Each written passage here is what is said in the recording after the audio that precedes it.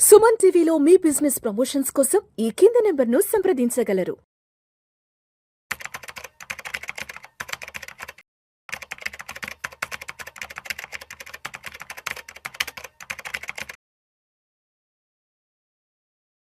నమస్తే హర్ష. నమస్తే sir. Welcome to Vishnu talks and welcome to Suman TV. Thank you. So Harsha, ఇవాళ ప్రమాద బీమాకి సంబంధించిన ఒక ఆర్టికల్ ఒకటి చదివాను ప్రముఖ తెలుగు దినపత్రికలో. ఆర్టికల్ ఏంటో ఒకసారి మీకు చదివి వినిపిస్తాను హర్ష.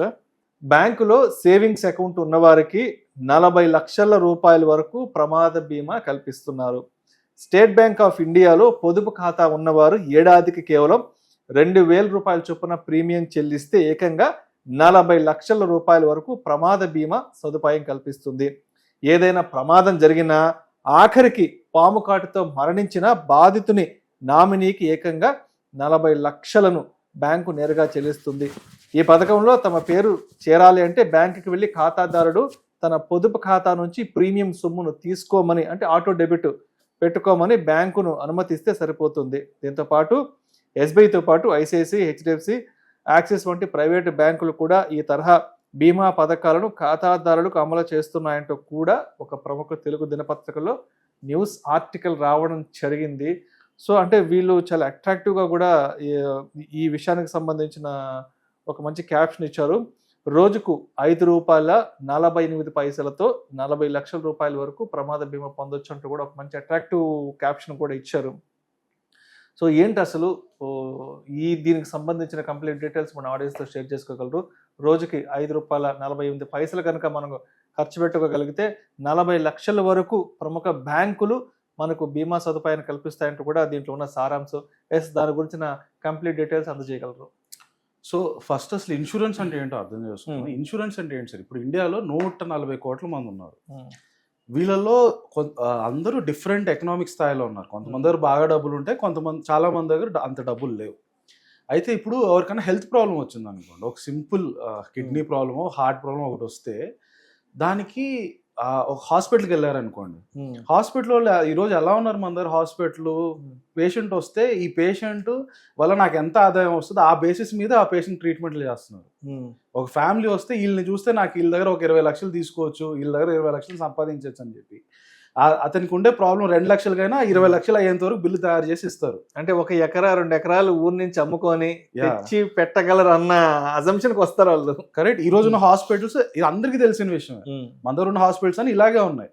అలాంటి పరిస్థితుల్లో మీకు మాక్సిమం సేవ్ చేయగలిగేది ఏదన్నా ఉంది అని అంటే అది కేవలం ఇన్సూరెన్స్ మాత్రమే. ఇన్సూరెన్స్ ఇప్పుడు 140 crores ఒక్కరికి వచ్చిన ప్రాబ్లం వచ్చింది, వాళ్ళకి ఆ ఖర్చు ₹1 కోటి అయింది అనుకోండి. అప్పుడు ఈ 140 crores వాళ్ళు అందరూ రూపాయి వేసుకుంటే ఇన్సూరెన్స్ కంపెనీ దగ్గర 140 కోట్లు ఉంటాయి.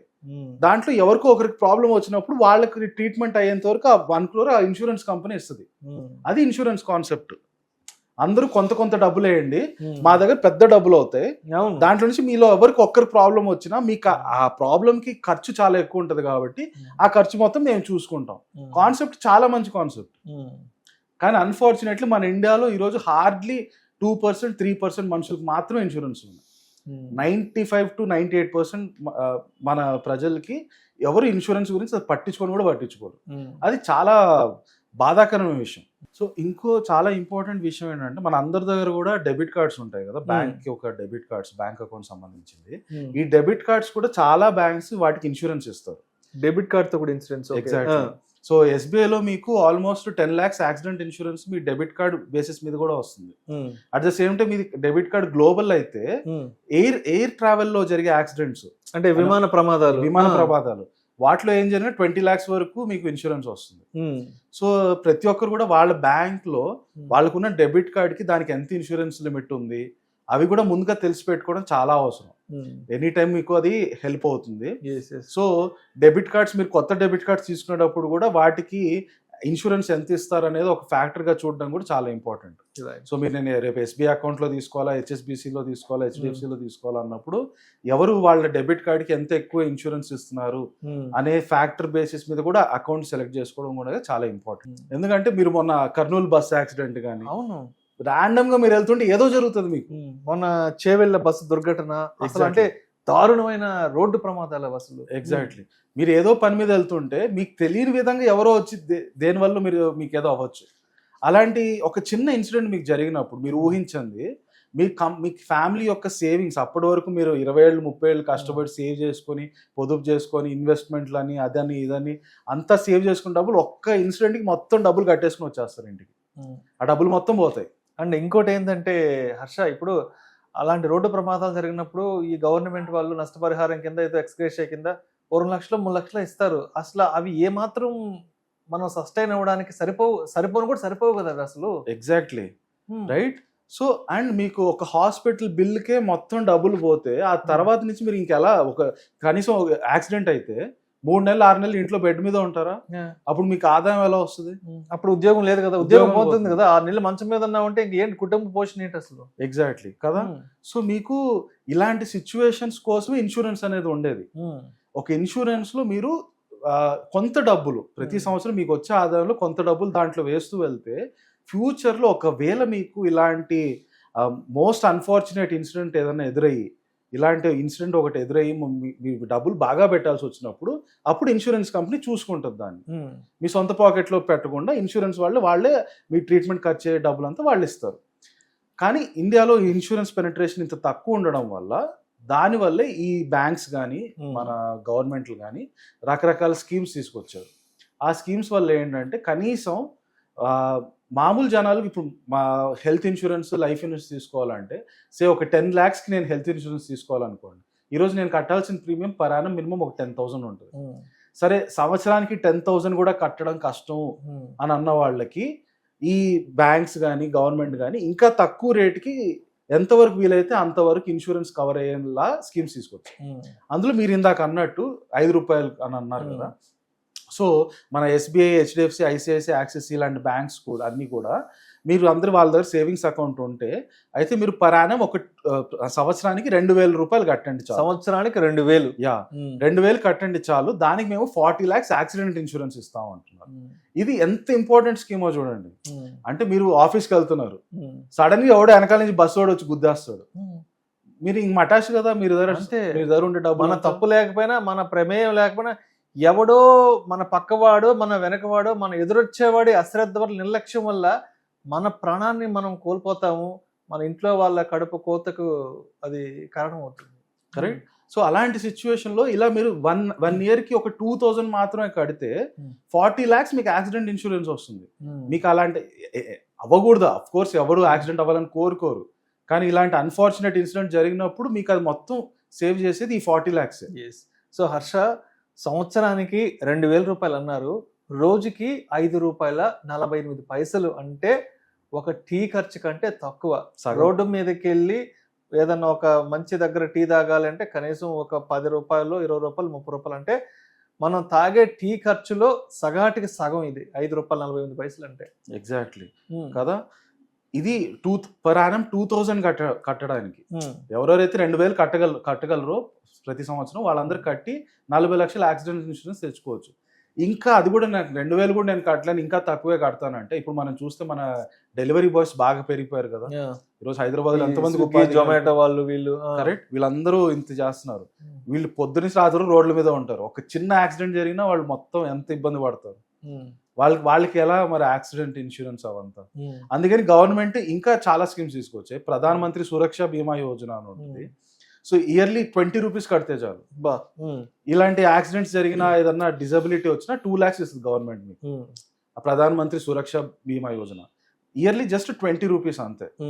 బ్యాంక్ మీకు సేవింగ్స్ అకౌంట్ SBI వాటిలో ఉంటే మీరు 2,000 కడితే మీకు బ్యాంక్ 40 lakhs ఇస్తుంది. ఇక్కడ వచ్చి గవర్నమెంట్ దగ్గర మీరు 20 రూపీస్ కడితే ఒక 2 lakhs వరకు ఇస్తారు. ఇది సీరియస్ డిజబిలిటీ అయితే. ఒక చిన్న యాక్సిడెంట్ జరిగితే అట్లీస్ట్ 1 lakh అయితే ఇస్తారు. అండ్ పర్ యానం 20 రూపీస్ మీకు ఎంత, లైక్ 2 టీలు వదులుకుంటే పర్ యానం 20 రూపీస్ కట్టచ్చు. మీకు ఎలాంటి ప్రాబ్లం వచ్చినా కనీసం 1 lakh అక్కడి నుంచి వస్తుందని గ్యారంటీతో బ్రతకచ్చు. రైట్.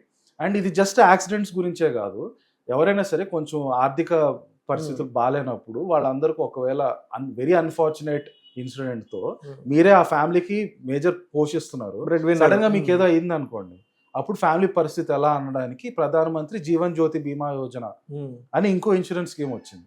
అదేంటి సంవత్సరానికి మీరు జస్ట్ 436 రూపీస్ కట్టాలి, 436 రూపాయలు సంవత్సరానికి కడితే మీకేమన్నాయి, మీరు ఏమన్నా చనిపోతే మీ నామినీకి 2 లక్షల రూపాయలు వస్తుంది.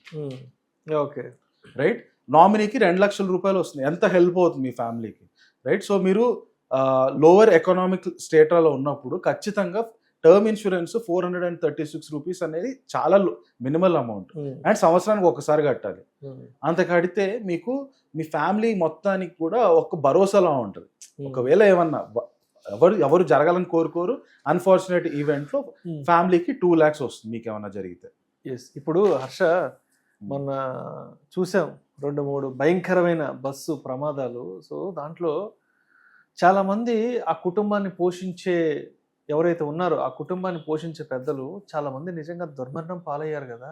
అంటే అప్పటి వరకు ఒక మంచి లైఫ్ స్టైల్తో ఉన్న ఆ కుటుంబం ఇవాళ బస్సు ప్రమాదంలో ఆ ఇంటి పెద్ద మనిషి చనిపోతే, అంటే అసలు రేపటి నుంచి ఆ భార్య పిల్లల పరిస్థితి ఏంటి, అతన్ని నమ్ముకున్నటువంటి ఆ భార్య పిల్లల పరిస్థితులు ఏంటి, అతను నమ్ముకున్నటువంటి అమ్మా నాన్నల పరిస్థితి ఏంటనేది ఒక్కసారి ఆలోచిస్తే నిజంగా వెన్నులో వణుకు పుడుతుంది హర్ష. ఎందుకంటే గవర్నమెంట్ వాళ్ళు ఇచ్చే 2 లక్షలు 3 లక్షలు అవి వస్తాయో రావో తెలియదు, అవి వచ్చినా ఏమాత్రం సరిపోవు. బట్ అంటే మన అదృష్టం బాగుండి మనం ముందుగా కనుక ఏదైనా ఒక మంచి టర్మ్ ఇన్సూరెన్స్ లేదంటే ఏదైనా ఒక హెల్త్ ఇన్సూరెన్స్ తీసుకుంటే ఇలాంటి ప్రమాదాలు ఏదైనా జరిగి మన కుటుంబానికి దూరం అయితే అట్లీస్ట్ మన ద్వారా మన ఫ్యామిలీకి ఆ టర్మ్ ఇన్సూరెన్స్ డబ్బులు ఏదో వస్తే నిజంగా అది నిజంగా చాలా చాలా సపోర్ట్ అవుతుంది కుటుంబానికి. ఇన్సూరెన్స్ అనేది చాలా చాలా ఇంపార్టెంట్ అండి, అందరికీ ఇంపార్టెంట్. ఎవరైనా సరే వాళ్ళు ఒకసారి మంత్లీ ఇన్కమ్ స్టార్ట్ అయింది, వాళ్ళకి శాలరీ చేసో బిజినెస్ చేసో మంత్లీ ఇన్కమ్ స్టార్ట్ అయినప్పుడు 3 things వెరీ ఇంపార్టెంట్. ఒకటి వచ్చి అట్లీస్ట్ 6 months సరిపడా ఇన్కమ్ని బ్యాంక్ అకౌంట్లో ఎక్కడైనా ఎఫ్డీలో వేసేసుకోవాలి. దాన్ని ఎమర్జెన్సీ ఫండ్స్ అంటాం. ఎందుకంటే ఎవరికి తెలియదు, సడన్గా రేపు పొద్దున్న మీ కంపెనీ మూసేశారు లేదా మీ ఉద్యోగం పోయిందంటే మీరు అట్లీస్ట్ 4-5 months మీరు బ్రతకడానికి వేరే కొత్త ఉద్యోగం ఎత్తుకోవడానికి ఆ టైంలో మిమ్మల్ని సపోర్ట్ చేయడానికి ఈ ఎమర్జెన్సీ ఫండ్స్ ఉండాలి. రెండోది హెల్త్ ఇన్సూరెన్స్ ఉండాలి. ఈ రోజు మనం తింటున్న ఫుడ్కి అటు ఆర్గానిక్ అంటారు, ఇవన్నీ పేర్లు పెట్టారు, కానీ జనాలకు వచ్చే క్యాన్సర్లు వస్తానే ఉన్నాయి, చనిపోయేవాళ్ళు విపరీతంగా పెరిగిపోతున్నాయి. ఇన్ని వస్తున్నప్పుడు ఇవన్నీ మీకు తెలుస్తుంది కదా, చుట్టూ ఉండవన్నీ తెలుస్తున్నాయి. అలాంటప్పుడు హెల్త్ ఇన్సూరెన్స్ని ఎలా నెగ్లెక్ట్ చేస్తారు, రైట్? ఇండియాలో 3% పెనట్రేషన్ ఉందా అనేది చాలా కన్సర్నింగ్ ఫ్యాక్ట్ అది. హర్ష, అంటే మనం చిన్నపిల్లలుగా ఉన్నప్పుడు ఒక 25-30-35 years అప్పట్లో అందరూ ఇంట్లో చనిపోయేవాళ్ళు, అందరూ ఇంట్లోనే చనిపోయేవాళ్ళు.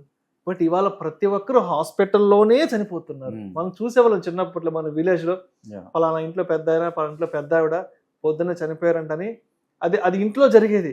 బట్ ఇవాళ ప్రతి డెత్ అనేది హాస్పిటల్లోనే జరుగుతుంది. కరెక్ట్. అండ్ హాస్పిటల్లో కూడా వాళ్ళు వచ్చి మీకు వచ్చిన జబ్బు ఏంటి, దాన్ని ఇమీడియట్గా ఎలా సాల్వ్ చేద్దాం అని కూడా లేదు. ఇవన్నీ హాస్పిటల్స్ అన్ని కార్పొరేట్లు. ఈ రోజు కార్పొరేట్లు వాళ్ళు ప్రాఫిట్ ఎలా మాక్సిమం చేయాలనేది చూస్తారు. వచ్చిన పేషెంట్ దగ్గర నుంచి ఎంత మాక్సిమం నేను డబ్బులు లాగచ్చు, రోజుకి ఎన్ని లక్షలు, నెలకి ఎన్ని కోట్లు టర్న్ ఓవర్ ఏంటనేది వాళ్ళ ప్లానింగ్ ఉంటుంది. కరెక్ట్.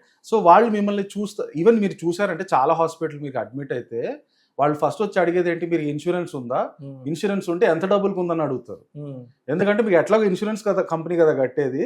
సో మీకు నా దగ్గర 4 లక్షలు ఇన్సూరెన్స్ ఉంది అన్నాను అనుకోండి, ఆ 4 లక్షలు మొత్తం రికవర్ అయిన రోజులు ఉంచుకుంటారు హాస్పిటల్. అది సంగతి. అలా ఉంది ఈరోజు పరిస్థితి. అలాంటి టైంలో మీరు ఇన్సూరెన్స్ అనేది అసలు నెగ్లెక్ట్ చేయలేరు, రైట్?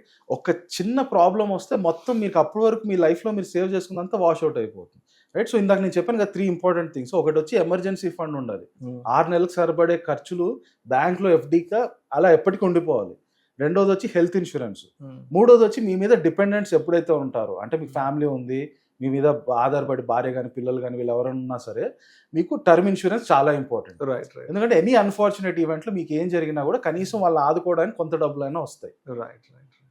సో ఇన్సూరెన్స్ అనేది వెరీ అన్ఫార్చునేట్ అండి. ఈ రోజు మన ఇండియాలో చాలా తక్కువ మంది, ఎవరు పట్టించుకొని కూడా పట్టించుకోరు. ఎందుకంటే వాళ్ళకి ఇమ్మీడియట్ దానికి ఇంపాక్ట్ తెలియట్లేదు. వాళ్ళు ఇలా ఇంపాక్ట్ అయిన ఫ్యామిలీస్ వాళ్ళు చెప్తే గానీ వీళ్ళకి తెలియదు అది ఎంత ఇంపార్టెంటో. ఇన్సూరెన్స్ అనేది మోస్ట్ ఇంపార్టెంట్ అండి. ప్రతి ఒక్కరు కూడా ఎవరెవరైతే డబ్బులు సంపాదిస్తున్నారో మంత్లీ శాలరీ ప్రకారం కానీ బిజినెస్ చేసేవాళ్ళు కానీ ఈ హెల్త్ ఇన్సూరెన్స్, టర్మ్ ఇన్సూరెన్స్ అనేది మాత్రం ఎట్టి పరిస్థితుల్లోనూ నెగ్లెక్ట్ చేయడానికి వీల్లేదు. మీకు లేకపోతే ఈ రోజే వెళ్ళి ఎంత ఉంటే అంత కట్టుకొని ఖచ్చితంగా ఇంపార్టెంట్ ప్రయారిటీ ఇచ్చి మొత్తం ఫ్యామిలీకి హెల్త్ ఇన్సూరెన్స్ ఇవ్వండి. అలాగే మీకు టర్మ్ ఇన్సూరెన్స్ అయితే 100% తెచ్చుకోవాలి. Right, thank you so much Harsha, thank you so much. Thank you sir.